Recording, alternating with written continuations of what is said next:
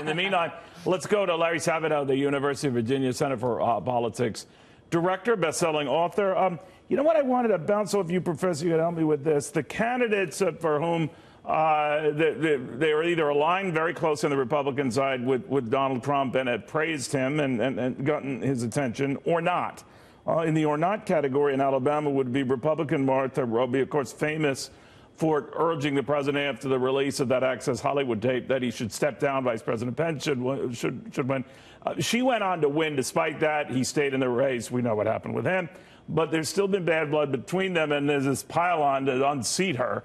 How's that looking in this whole idea about the president with a long memory? Yeah, well, most politicians have long memories, especially for who supported them and who didn't. Absolutely. When they forget everything else, they still remember that. But look, they're usually pragmatic, right? Sometimes they get be pragmatic about it and say, all right, well, you know, I'll let bygones be bygones because I still need this seat in my party's control. Well, Trump's been doing some of that. I think up until recently, he was more inclined to remember what happened in 2016. Now I think he's listening to his staff because he needs to keep one or both houses in Republican hands. Otherwise, his next 2 years are going to be more difficult than his first two. And as far as Roby's concerned, yeah, she's got a tough race. What's really fascinating is that her main opponent, or what appears to be her main opponent, is the man she defeated to get the seat in the first place back in 2010, I believe, Congressman Bobby Bright, who was a Democrat at that time. Now he's a Republican. He switched parties, and he's criticizing her for not being close enough to Trump. You know, you need a scorecard, really, to keep up with. You need a program and a scorecard, Neil, all to right, keep up with now, I all know this. you do keep up with that and sort of get a snapshot of how things are going. As things stand now, the view had been a little more than a few weeks ago that it was a blue wave and that it was inevitable that Democrats would, even if they got the average of, again, at 24 seats, that would be enough to tip the House in their favor. Now, a lot of people are saying after the jobs report, after the market, come back, after these sentiment surveys, retail surveys that show the consumer is back feeling better, things have changed, or have they? Well, Neil, I know that you're a big fan who reads the crystal ball carefully every Thursday morning when it's released, mainly because it's free. You don't have to pay for it. That's why you read it. Right. And Neil, you used to charge handsomely for that, but now just anyone can grab it. Right. Yes, thank you so much. You got it. But in any event, we have been very careful. We have never said there was a big blue wave because we didn't see it. In fact, what we have right now is Republicans below 218, but they're closer to 218. They're over 210, closer to 218 than Democrats are. They're a little bit under 200. So I don't believe in that. Could it turn out to be a blue wave? Well, hey, things happen between June and November, but I don't see it right now, and I also don't see it in the Senate, where I think Republicans are favored to keep the Senate. They could even add a seat or two. Yeah, and you and I were talking about this, that they're, that they could pick up their numbers in the Senate. Yeah. But even if they were to lose some seats, as the party in control of the White House tends to, I don't know about losing 23. No, and Politico came out with a piece this weekend that showed it's really difficult for voters to vote against an incumbent during an economic upswing.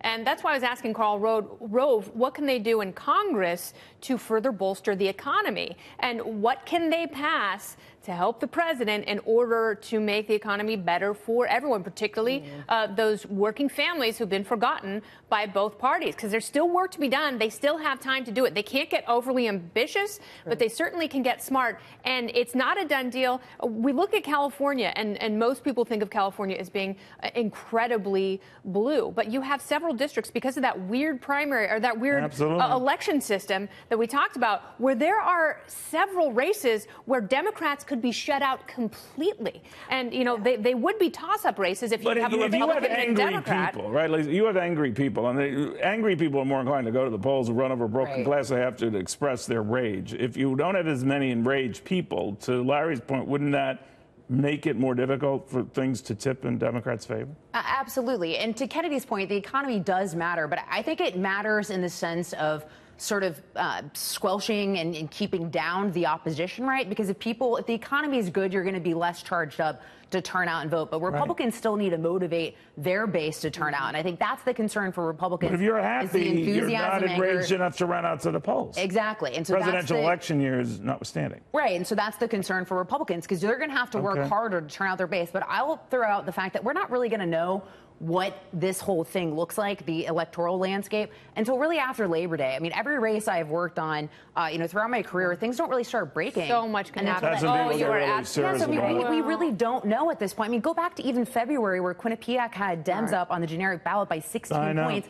And now there's a 3.2 Real Clear Politics average of a difference. It could change. Real quickly, Larry, while I still have you, is it your sense that the president is helping Republicans, hurting, not a factor? I know midterms are different beasts, but what do you think?